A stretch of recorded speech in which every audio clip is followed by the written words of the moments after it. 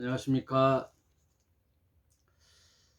계절의 여왕이라고 하는 5월이 이제 다 지나고 가고 있죠. 이제 어제 그제 그 절기가 뭐라 그러더라. 여름에 들어가는 절기. 에, 낮에는 덥고 아침 저녁으로는 약간 쌀쌀한데 그래도 지낼만 하시죠. 시편을 띄엄띄엄 보고 있어요. 1편부터 150편까지 시편이 있는데 우리의 귀에 익은 시편 1편을 살펴보았고 또 23편, 지난주에 40편, 오늘은 62편을 보겠습니다. 성경을 지금 앞에 갖고 계신 분들은 시편 62편을 보시기 바랍니다. 시편이라는 것은 여러분도 이제 처음 시간에 들으셨겠지만 기도, 찬양, 감사, 영광의 글, 이런 시들을 모아놓은 5권의 시집이죠. 근데 주로 성막 광야 생활했던 이스라엘 백성이 이제 성전을 다윗에 의하여 솔로몬 때 완성된 성전을 완공하고, 성전이 있을 때는 그 제사 즉 예배 때 성가대들도 있었거든요. 성가대. 성전이 완공된 후에 성가대를 구성하고, 그리고 나서 예배 시에 성전에서 올려진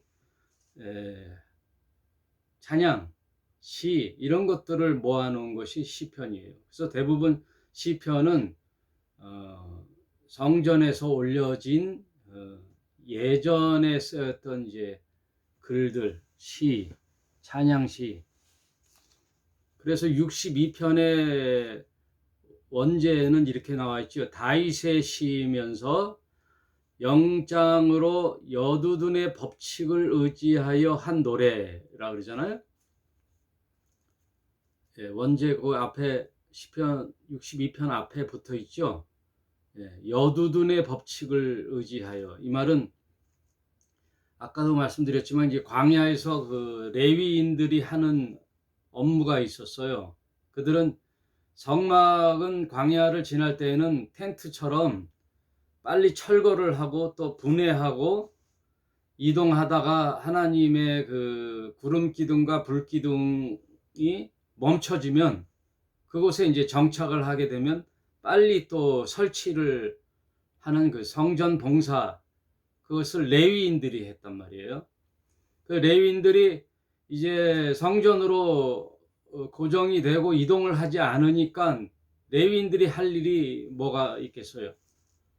그 안에 봉사하는 일 외에 대체로 성가대 일을 했어요. 성전에서 예배 시 때 이제 그 성가대 일을 레위인들이 많이 했는데, 그 중에 여두둔이라고 하는 것은 성가대의 3대 지휘자가 있어요. 여두둔, 아삽, 헤만이라는 3대 지휘자. 그 지휘자에 의하여 맞춰진 영장의 노래라는 뜻이에요. 62편이. 그래서 그 성가 대장에 의하여 이렇게 스타일이 이제 컨셉이 다른가 봐요.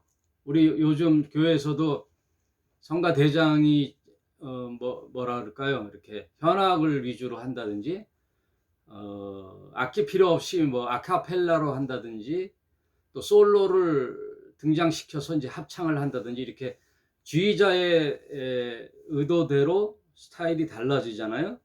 근데 여두둔의 법칙이란 뜻이 그거예요. 여두둔의 법칙에 의지하여 한 노래. 그냥 참고로 이해하시면 되겠습니다. 62편을 한번 이제 살펴볼게요. 여러분 많이 뭐 찬양도 들어보셨을 거예요.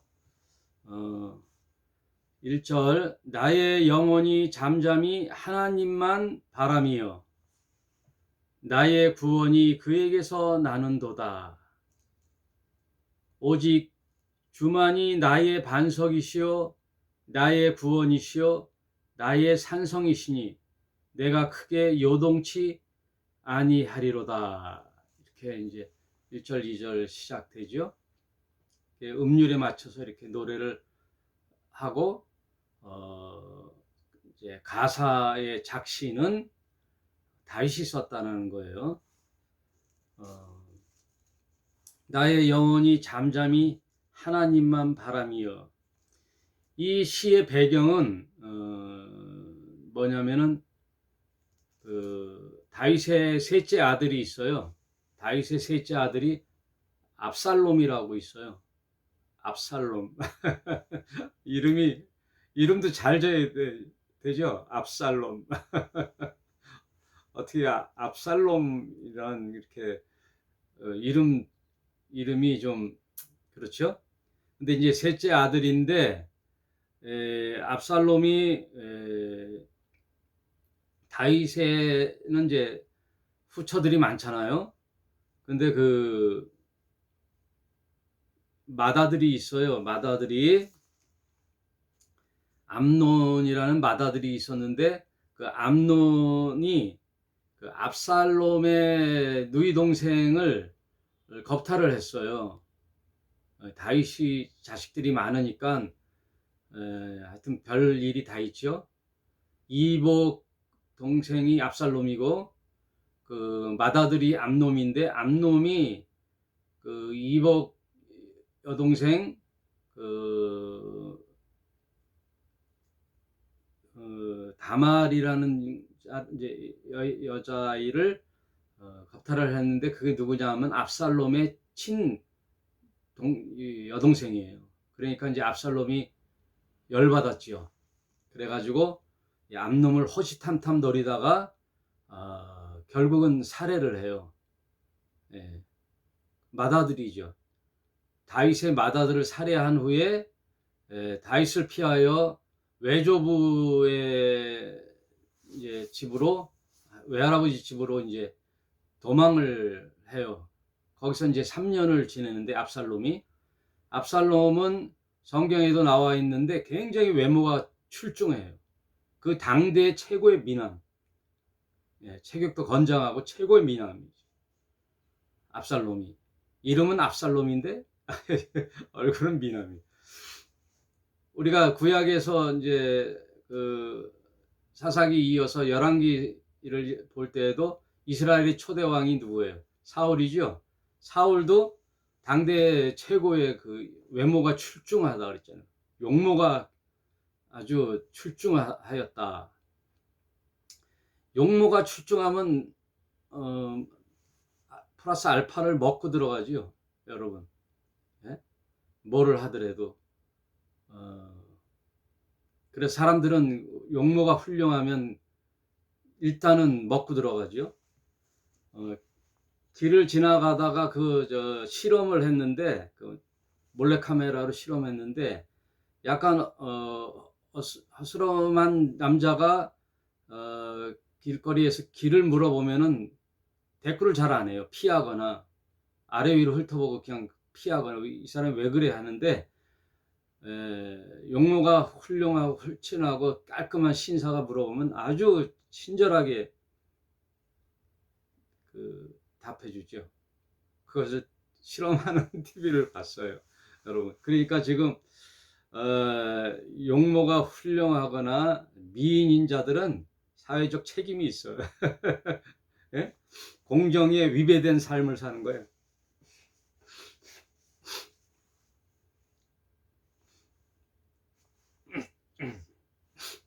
미녀들은 용서가 되잖아. 그러니까 사회적으로 공정을 위배하고 살게 되죠. 타이든 자이든.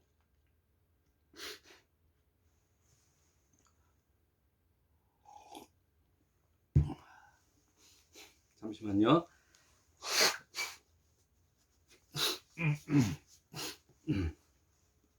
아무튼 이 압살롬이 외조부 집에 도망을 갔었는데, 그 다윗의 군대 장관, 오른팔인 군대 장관 요압이라고 들어보셨죠? 요압이 중재하여 압살롬을 이제 다시 복권시켜요. 그래서 아버지 곁으로 다시 돌아오는데, 이 자는 압살롬은 정치적 야망이 있어요. 그래가지고 호시탐탐 자기 세력을 키우면서 노리고 있었어요. 그래서 결국 친아버지인데도, 다윗이 아버지인데도 불구하고 쿠데타를 일으켜 예루살렘을 차지하면서 그의 세력에 의하여 다윗이 이렇게 쫓김을 당할 시절이 있었어요.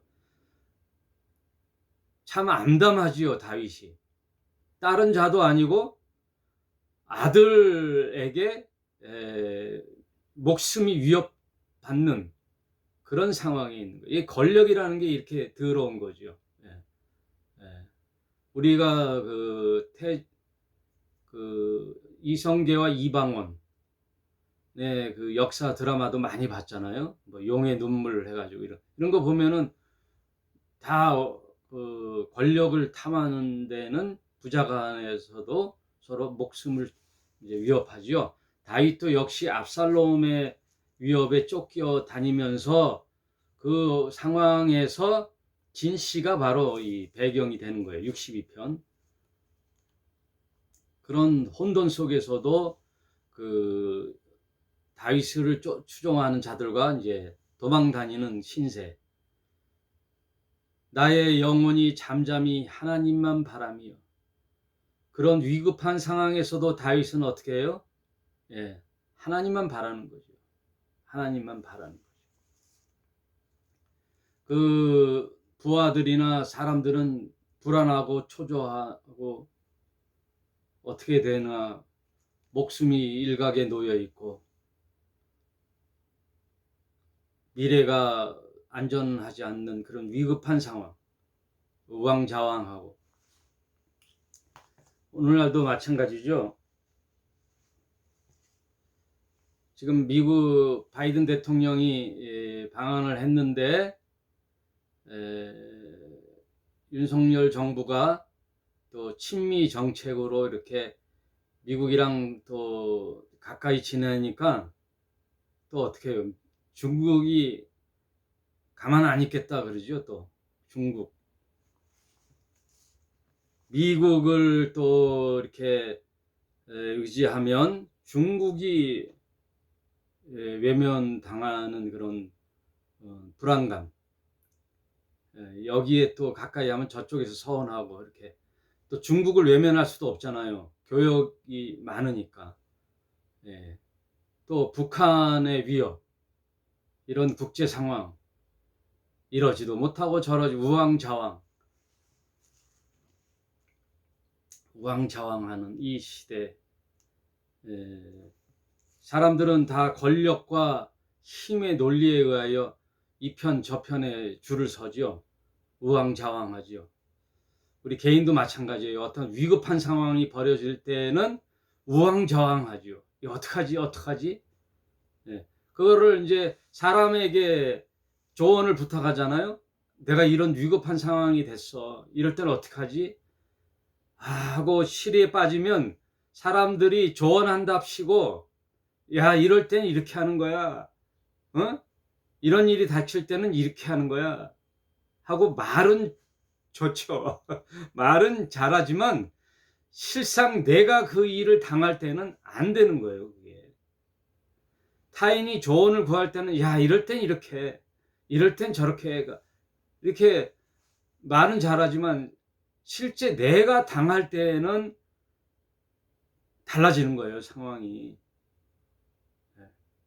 초조해지고 우왕좌왕해지고. 그런 상황에서 잠잠히 하나님만 바라라 이렇게 되기가 쉽지가 않아요, 여러분.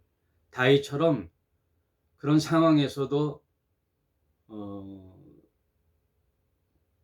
잠잠히 고요히 주님만 바라보라, 이게 쉽지가 않다고요. 신약에서도 그 바울도 옥에 갇혔을 때 무슨 복음서를 썼느냐, 서신서를 썼느냐, 기쁨의 서신서라고 하는 빌립보서를 옥중에서 썼다고요.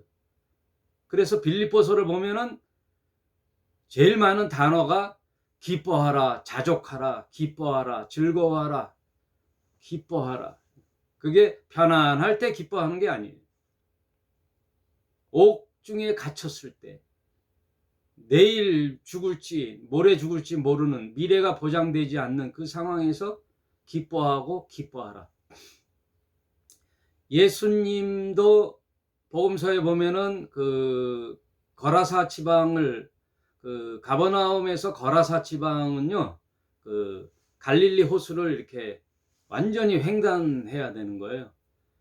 배를 타고 예수님 제자들과 함께 이제 거라사 지방으로 갈 때에 그런 일화가 있죠. 갑자기 폭풍우가 쳤어요. 호숫가에 폭풍우가, 그냥 바람이 세게 폭풍이 부니까 배가 막 출렁출렁대고 막 금방 침몰할 것 같은 위급함 속에 제자들은 어때요? 우왕좌왕 하는 거죠. 우왕좌왕. 베드로 어떻게 좀 해봐. 예? 베드로 이거 어떻게 했으면 좋겠어. 베드로는 야 내가 어떻게 하냐. 아무리 뱃사람이라도 이런 폭풍우 속에는 어떻게 하란 말이야 하고 제자들이 막 우왕좌왕할 때 그 배에는 누가 타고 있었어요? 호수보다도 몇 천 배 넓은 바다를 창조하신 하나님, 온 우주를 창조하신 창조주가 그 배에 타고 계셨는데도 제자들은 우왕좌왕한단 말이에요. 현실은 창조주와 함께 그 배를 타고 가는데도 불구하고. 그래서 주님을 찾으니까 주님은 어디에 계셨어요? 고물에서 주무시고 계셨죠. 예수님. 그 예수님의 그 뭐라 하나, 그 여유, 여유가 있죠. 아무리 폭풍우가 쳐도 창조주가 타고, 하나님의 아들께서 타고 계신 예수님은 고물에서 주무시고 계셨어요. 그러니까 제자들이 주여 우리의 죽게 됨을 돌아보시지 아니하십나이까. 주님 우리가 죽게 되었나이다. 예수께서 일어나셔서 뭐라 그래요? 바람아 멈춰라, 파도야 잠잠하거라. 말씀 한마디. 바람아 멈추어라, 파도야 잔잔하거라. 그러니까 제자들이 깜짝 놀라서 뭐라 그러죠? 이분이 뉘시기에 바람도 파도도 바다도 복종하는가? 이분이 뉘시기에, 창조주와 함께 가는데도 누군지는 모르죠. 나사렛 그냥 목수인 줄 알고 있었죠. 나사렛 목수인데 약간 좀 뛰어난 선생님, 뭔가 통찰력이 있으신 분. 그런데 바다도 바람도 멈추게 명령하실 때 순종하는 이 분은 과연 누구신가? 예수께서 믿음이 적은 자들아 어찌하여 두려워하느냐, 그렇게 말씀하시죠.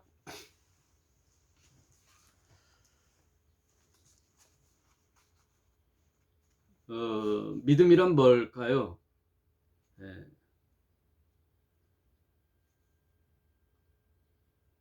세상 상황이나 생태계가 어찌하든 간에 하나님 말씀을 의지하는 것, 하나님만 바라보는 것, 그게 믿음이죠. 여러분, 내가 여건이 살만하고 먹고 살만하고 평안하고 내 뜻대로 생각대로 잘 돼 가는데, 그게 그런 상황에서는 우리의 믿음이 드러나지가 않죠. 세상 사람들은 뭐를 쫓느냐 하면은 돈과 권력과 지식을 쫓아요. 이 세 가지. 돈, 권력, 지식. 왜? 이것이 우리를 안전을 보장하니까. 예, 돈, 권력, 정치 권력, 무슨 모든 힘, 권력, 또 지식과 지혜, 이런 것을 구한다고요. 예, 우리에게 평안을 주고 편리함을 주고 안락함을 주고 또 힘이 있으니까 또 모든 일들이 잘 풀리는 것 같고, 지식이 있으니까 지혜가 있어서 어떤 상황에서도 판단할 수 있는 그런 거가 될 것 같지만, 그거는 평상시에 평안할 때 먹혀요. 평안할 때 그런 것들이 우리에게 위안을 주고 우리에게 그런 것들이 해결점을 주는데, 언제 안 통하느냐? 재난이 오거나 전쟁이 터지거나 일촉즉발의 위기가 닥쳤을 때는 아무 소용이 없어요. 배가 뒤집히거나, 풍랑에 배가 뒤집히거나, 길을 잘 골짜기를 가다가 버스가 굴렀거나, 이런 위급한 상황, 또 우크라이나처럼 전쟁이 일어난 상황, 지진이 일어났거나 이런 재난에서는 아무 소용이 없어요. 돈, 권력, 지혜, 지식, 인간의 지혜와 지식, 아무 소용이 없어요. 털끝만큼도 그게 안 통해요. 내가 돈이 많다고 침몰하는 배에서 살 수 있다? 어린 반푼어치도 없죠. 인간이 그렇게 추종하는 돈, 권력, 명예, 지식, 지혜는 위급할 때에는 아무 소용이 없다는 거예요. 지금 다윗의 상황은 이런 위급한 상황에서 다윗은 누구를 바라보느냐? 하나님만 바라보는 거예요. 하나님만. 이 일이 우리 저와 여러분이 다윗만이 아니죠. 우리가 살아가면서 당할 수 있는 일이에요. 기가 막힌 수렁에 빠졌을 때, 인간으로서는 도저히 헤어날 수 없는 늪에 빠졌을 때, 돈, 권력, 지혜, 지식은 필요가 없는 거죠. 인간의 상담, 심리학적 조언, 아무 소용이 없어요. 우왕좌왕하는 거죠. 우왕좌왕. 오직 하나님만이 우리를 구원하실 빛이 되시고 구원의 손이 되신 거예요. 지난 시간에 시편 60편, 40편 할 때 수렁에서 늪에 빠졌을 때 아무리 내가 벗어나려고 해도, 옆에 사람이 있어 잡더라도 점점점 빠지게 되는 거죠. 여러분, 바다에 물에 빠졌을 때 옆 사람을 구하러 가잖아요. 그러면 잘못하면 둘이 같이 빠지잖아요. 물에 겁에 질린 사람은요, 무조건 사람이 가면 막 잡는다고요. 머리끄댕이 잡고 막 잡아낸다고요. 그러면 둘 다 그냥 허우적 힘이 다 소진되면은 빠져 죽는 거예요. 그래서 물에 빠진 자들, 이 바다라는 것은 흑암의 세상을 말한다 그랬잖아요. 이 바다의 수렁에 빠진 우리를 건져내는 거는 외부의 힘으로 구원해내는 거예요. 외부의 자력이 아니라 타력으로 구원받는 거예요. 구원의 밧줄을 던져줘야 외부에서 끌어내는 거죠. 그래야 사는 거예요. 수렁에 빠졌을 때 허우적 되고 어떻게 할까 우왕좌왕하면 점점 거기에 미궁으로 빠져가는 거죠. 다윗은 이런 일들을 다윗처럼 지혜를 얻는 것은 쉬운 일이 아니죠. 한순간에 되는 일이 아니에요. 훈련이 돼 있어야 돼요. 늘 실습을 통한 체험이 있는 거죠. 다윗은 언제부터 그런 실습이 있었느냐? 목동으로 있을 때 양들을 보호하는 목동으로 있을 때 늘 곰, 사자, 이리, 늑대로부터의 위협을 받을 때마다 다윗은 하나님의 도움을 받았죠. 하나님의 도심의 손길을 늘 체험을 했다고. 그리고 결정적으로 골리앗을 무너뜨릴 때도 다윗의 힘으로 된 게 아니죠. 너는 나를 육체적으로 칼과 단창으로 나를 대적하여 나오지만 나는 만군의 여호와의 이름으로 너를 대적하러 나가노라 그러잖아요. 골리앗이라는 세상의 세력들을 이기는 힘은, 불신의 세력들을 이기는 힘은 자신의 능력과 힘이 아니라 만군의 여호와의 이름으로 나가노라. 하나님을 의지하여 나가는 거예요.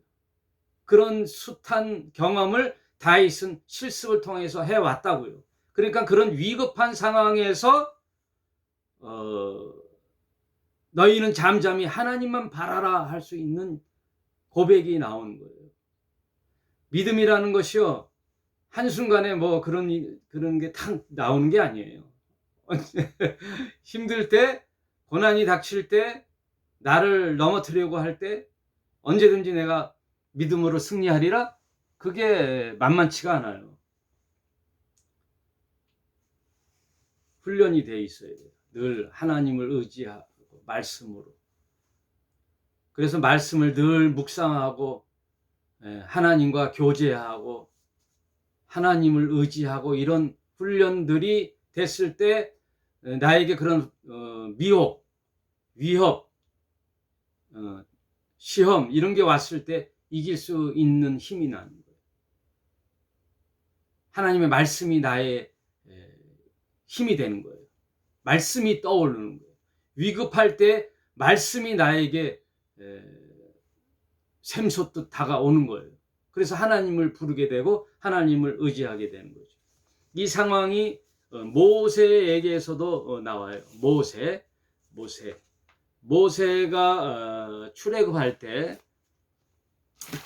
62편을 잠시 보고, 여러분, 모세가 출애굽할 때 출애굽 14장에 이스라엘 백성을 하나님이 가라 해서 이제 하나님만 믿고 담대히 바로 앞에 섰잖아요. 여러분, 바로 앞에 섰다는 모세는 뭐예요?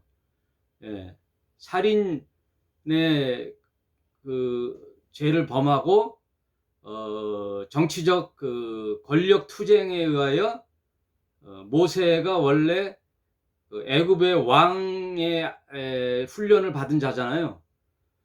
그런데 권력 암투가 있었다고요.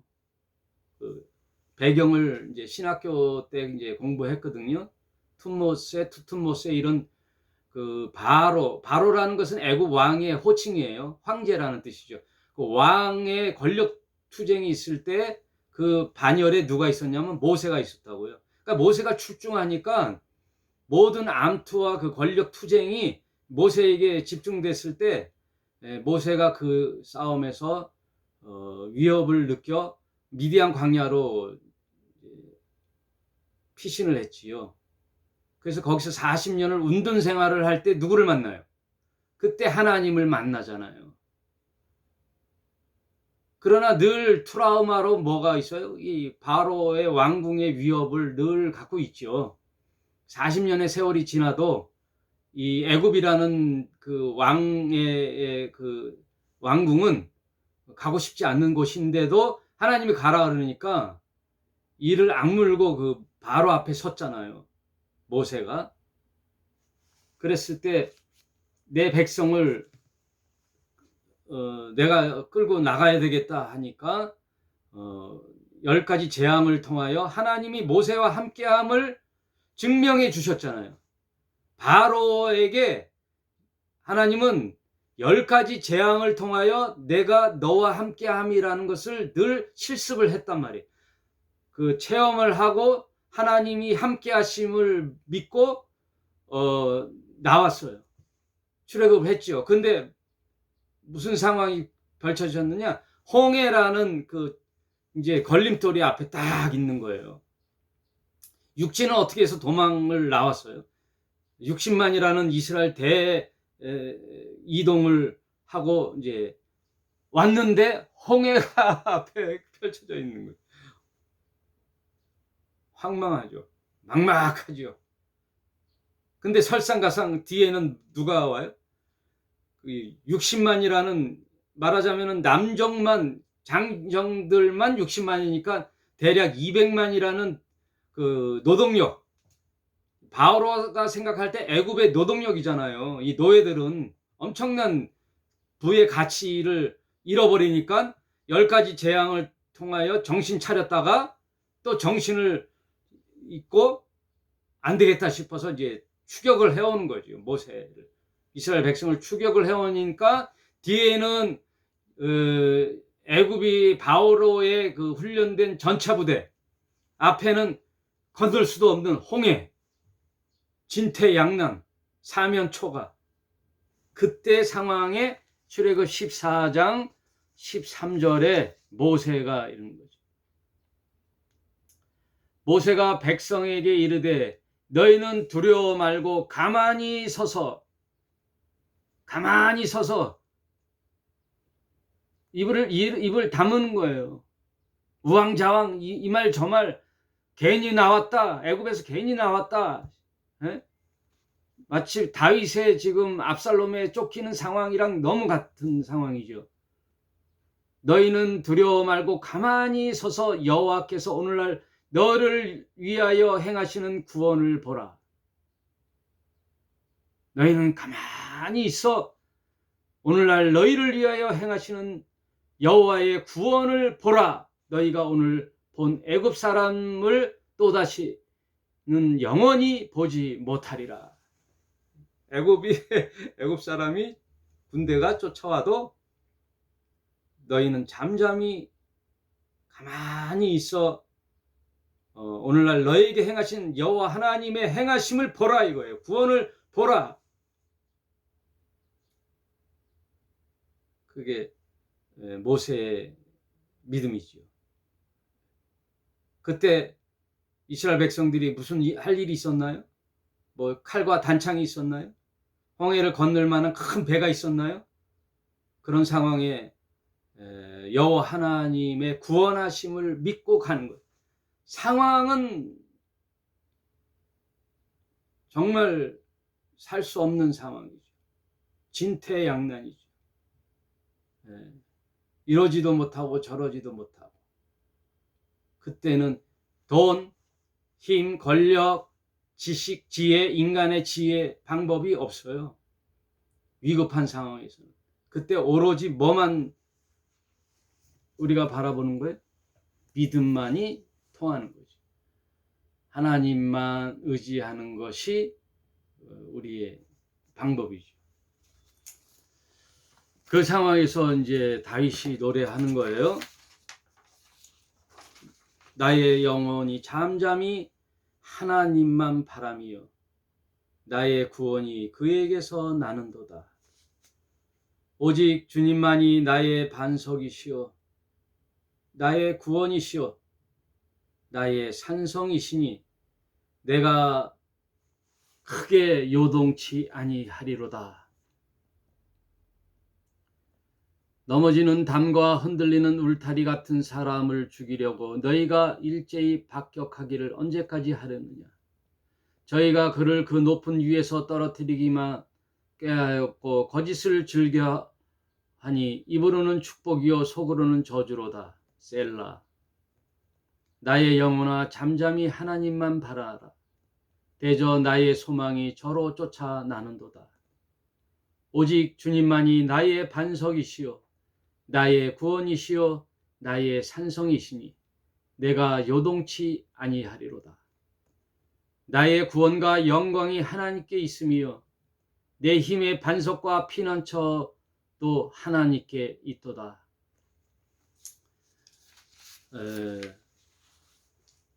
여러분, 오늘날을 사는 여러분, 우리가 유일한 소망이 어디에 있죠? 믿음에 있죠. 여러분, 사람을 의지하지 마시기 바랍니다.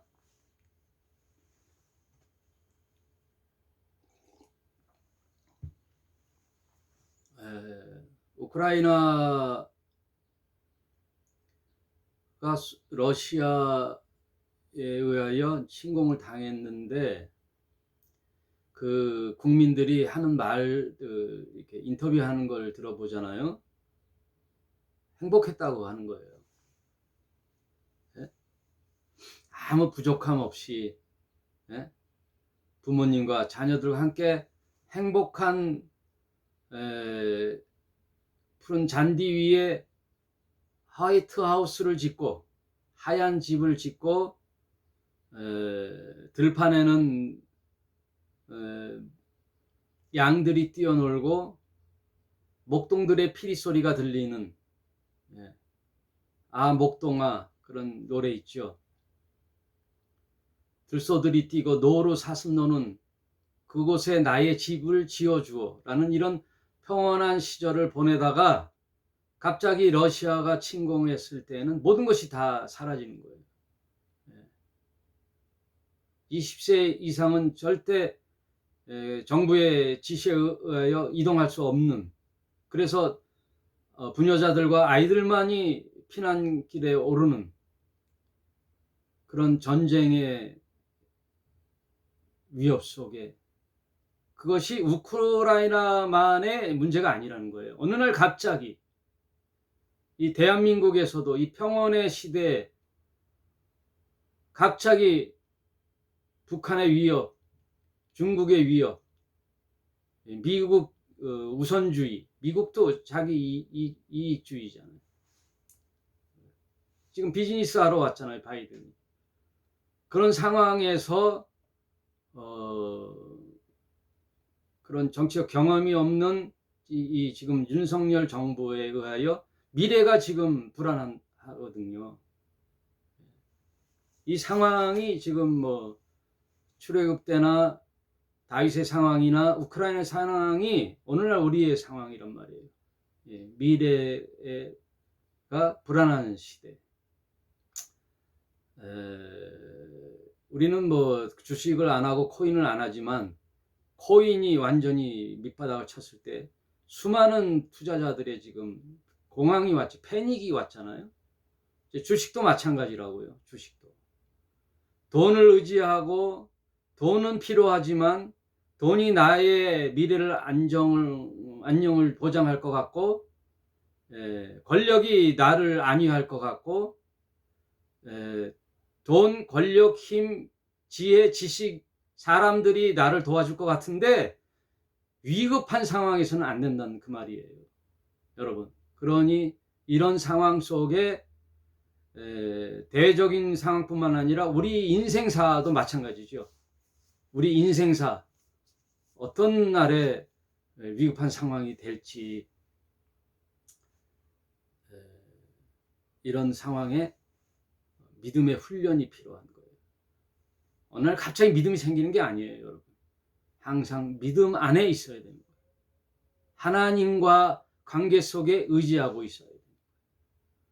그러므로 늘 우리는 뭐에 함께 해야 되느냐? 말씀을 의지해야 되는 거예요. 말씀을 청종해야 되는 거예요. 믿음은 어디에서 나요? 말씀을 들음에서 나는 거예요. 예전에 내가 하나님을 모를 때는 내 마음대로 살았다고요.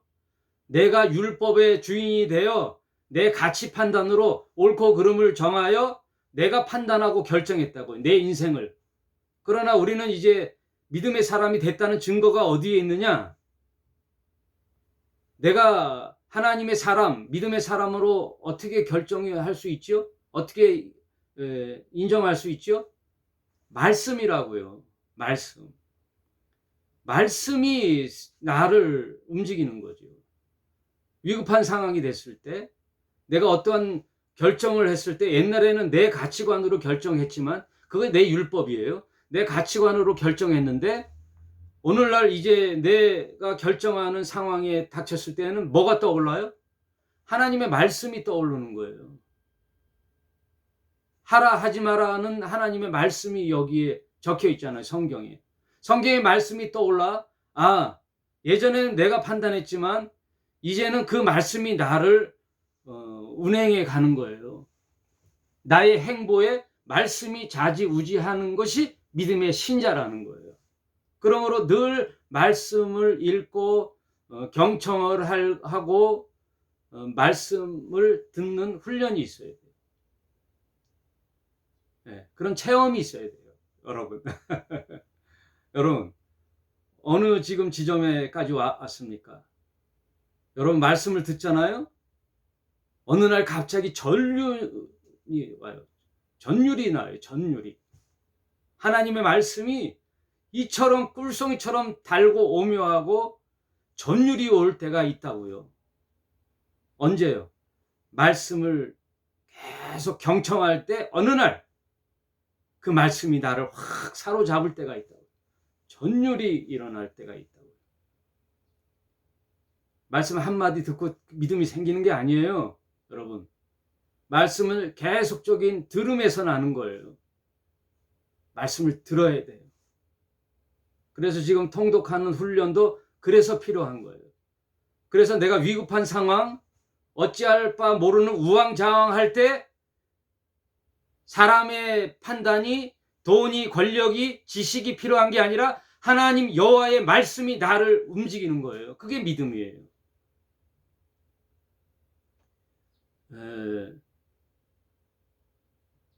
학교를 갔는데 엄마가 늘 아이한테 하는 말이 뭐예요? 차 조심해라. 철수야, 차 조심해라. 차 조심해라. 그리고 한눈 팔지 말고 학교 곧장 가라. 오락실에 들리지 말고, 구멍가게 들려서 아이스케이크 까먹지 말고 늦지 않게 학교 가라. 학교 가서 선생님 말씀 잘 들어. 이렇게 부모님이 훈시를 하잖아요. 근데 평상시는 생각 안 나요. 근데 갑자기 뒤에서 택시가 휙 하고 지나가는데 내가 자칫 잘못했으면은 차에 칠 뻔했죠. 그때 뭐가 떠올라요? 아유, 우리 부모님이, 우리 엄마가 차 조심하라 그랬는데. 그럼 이제 좌우를 살펴보잖아요. 좌우를 살펴보. 가다가 그 구멍가게 뭐예요? 문방구 앞에 있는 오락기가 있죠. 애들은 거기서 놀지요. 그럴 때 뭐가 떠올라요? 오락실 들리지 말고 구멍가게 들려서 아이스케이크 까먹지 말고 곧장 학교를 가라. 지각하지 않게. 그게 떠오르는 거예요. 늘 하나님 말씀이 떠오르는 거예요. 부모님 말씀이 떠오르듯이.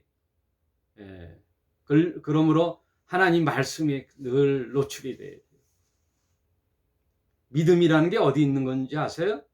말씀에 있는 거예요. 무슨 성령이 나에게 뭐 이렇게 연기처럼 무슨 영혼이 쑥 들어와서 나를 뭐 이렇게 눈에 보이거나 음성이 들리거나 하는 게 아니에요.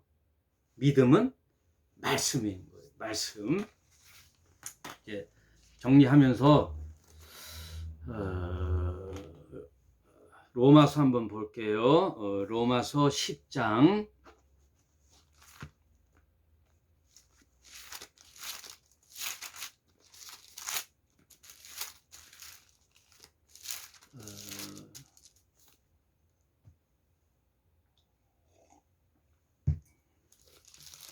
로마서 10장.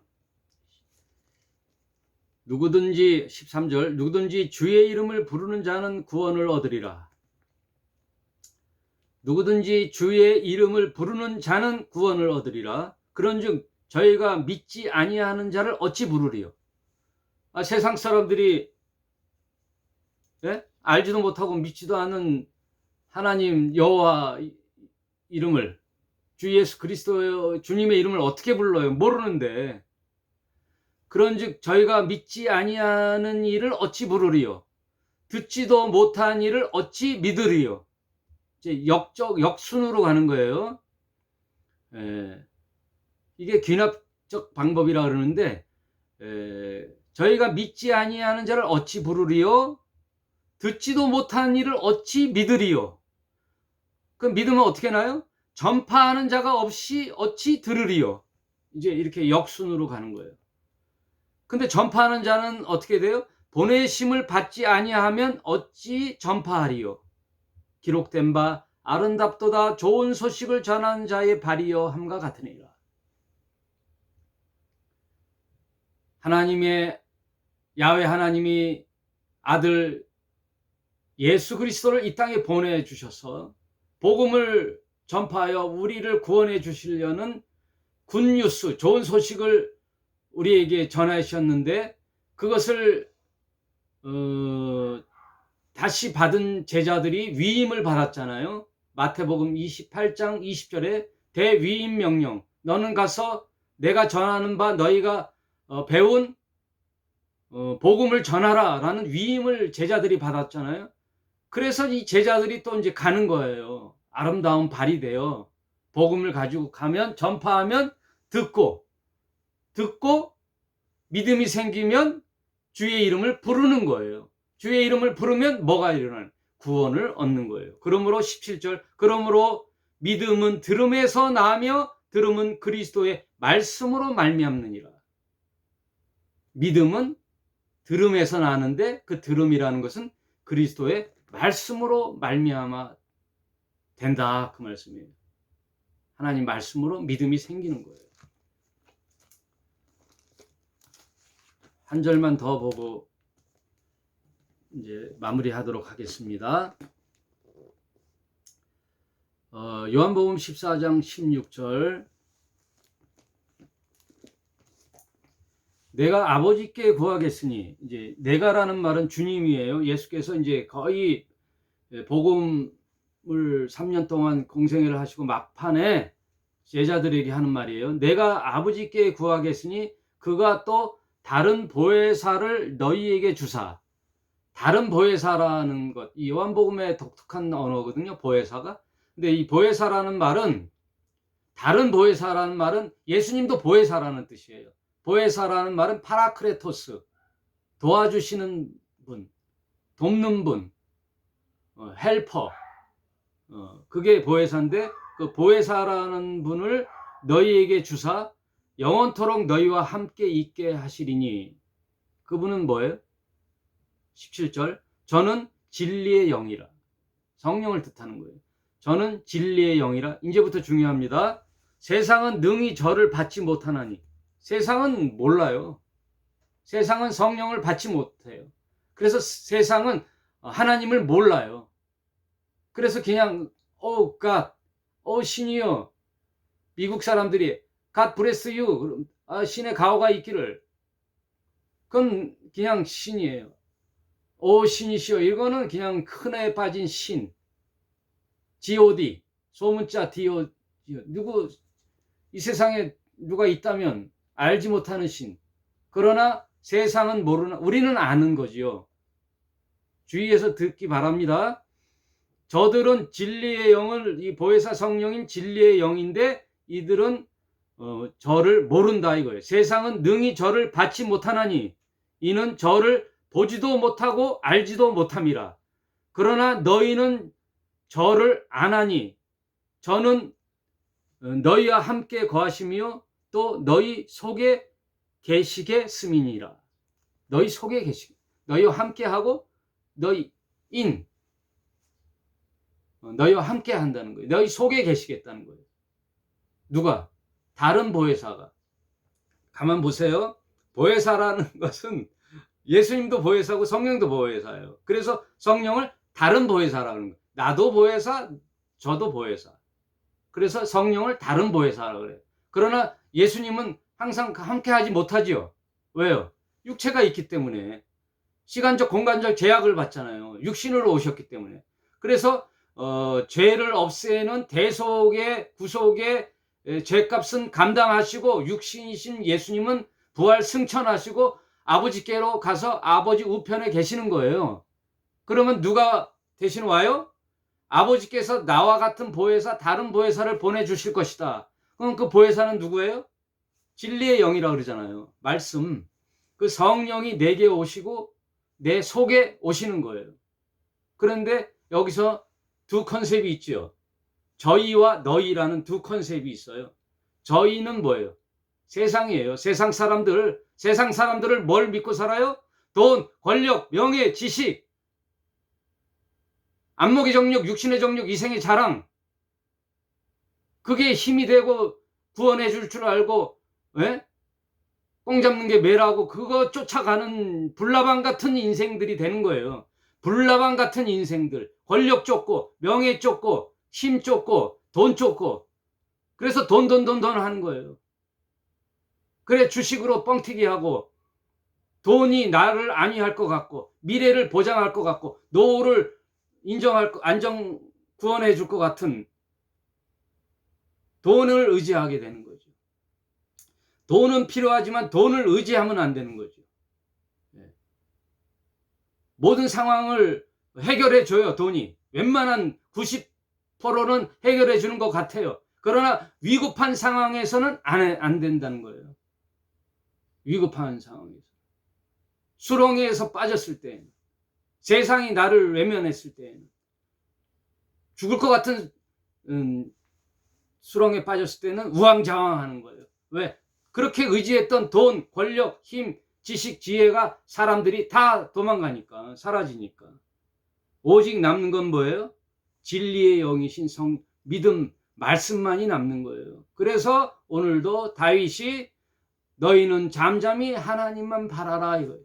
오직 주만, 그분이 나의 안식처시요 피난처시요 산성이시요 요새 되시니 너희는 하나님만 바라보라 이거예요. 하나님만 바라보라.